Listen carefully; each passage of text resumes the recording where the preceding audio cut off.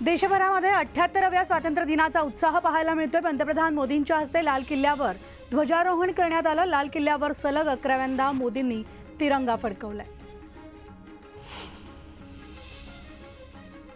लाल किल्ल्यावर भारतीय स्वातंत्र्य दिन मोठ्या उत्साहात साजरा केला जातोय आणि लाल किल्ल्याच्या परिसरात भारतीय राष्ट्रध्वजावर तसंच ध्वजारोहणासाठी जमलेल्या जनतेवर वायुसेनेच्या लढाऊ हेलिकॉप्टर्सद्वारे पुष्पवृष्टी करण्यात आली।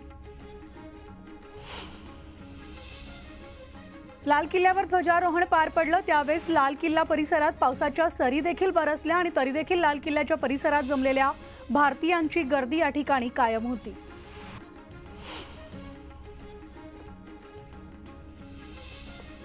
देशातील 140 कोटी लोकांनी संकल्प घेऊन पुढे जाण्याचा निर्णय घेतला तर आपण प्रत्येक संकटावर मात करू शकतो आणि भारताला समृद्ध करू शकतो असं पंतप्रधान नरेंद्र मोदी यांनी म्हटलं आणि 2047 पर्यंत भारताला विकसित राष्ट्र बनवण्याचं स्वप्न पूर्ण करायचंय अशी इच्छा मोदींनी व्यक्त केली आहे।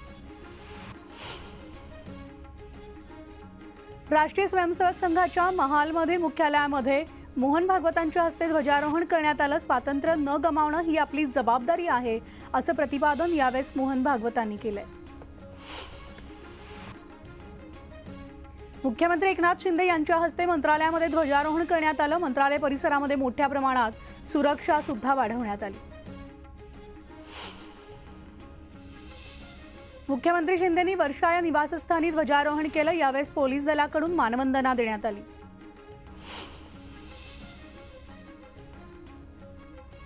शिवसेना भवनात उद्धव ठाकरेंच्या हस्ते ध्वजारोहण पार पडलं। यावेळेस उद्धव ठाकरेंनी स्वातंत्र्यवीरांना सलामी दिली। नागपूरच्या विभागीय आयुक्त कार्यालयात उपमुख्यमंत्री देवेंद्र फडणवीसांनी ध्वजारोहण केलं तर अनेक शूरवीरांनी स्वातंत्र्य सैनिकांनी अनेक यातना सहन करून मोठा संघर्ष उभा केलाय आणि त्यातून देश स्वतंत्र झाला अशा भावना यावेळेस फडणवीसांनी व्यक्त केल्या।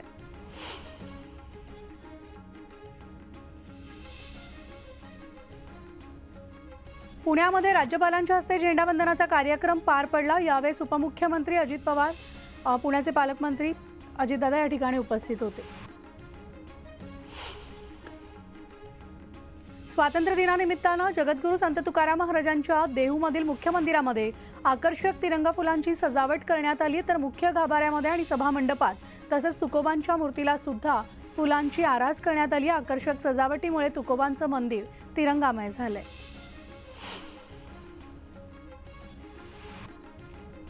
पंढरपूरच्या विठ्ठल रुक्मिणी मंदिरामध्ये आकर्षक सजावट करण्यात आली आहे। मंदिराचा गाभारा, सभामंडप, मंदिरातील खांब या सगळ्याच ठिकाणी 700 किलो फुलं वापरून आरास करण्यात आली आणि श्री विठ्ठल रुक्मिणीला तिरंगा शेला परिधान करण्यात आलाय।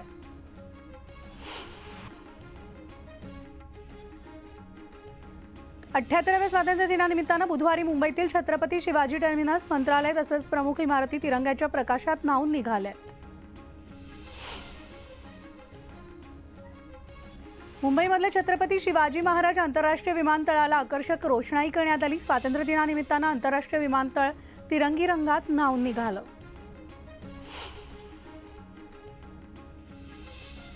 उत्तर पुणे जिल्ह्यामधील भीमा प्रकल्पामधील भामा आसखेड धरणाला तिरंगाची रोषणाई करण्यात आली। धरणामधून पाण्याचा विसर्ग सुरू असल्यामुळे हे विद्युत रोषणाई या ठिकाणी अधिक खुलून दिसते आणि भामा आसखेड धरण सध्या ओव्हरफ्लो झालंय।